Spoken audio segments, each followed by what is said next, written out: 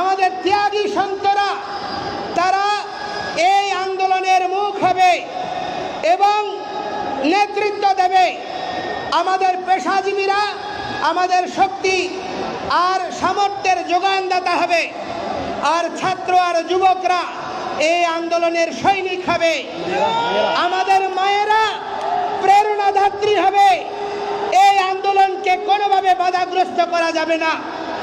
আজকে বিভিন্ন উদ্দেশ্যে আমাদের মধ্যে ফাটল তৈরি করার চেষ্টা করা হচ্ছে। বিভিন্ন ব্যানার, নাম, পদ, প্রতিষ্ঠা এইসব দিয়ে বিভক্তির রেখা অঙ্কুর সৃষ্টি করা হচ্ছে। এই ধরনের প্রবণতাকে সম্মিলিতভাবে প্রতিহত করতে হবে। আপনারা সঙ্গে থাকবেন তো? এই আন্দোলনকে কোনোভাবে আমরা হারিয়ে যেতে দেব না।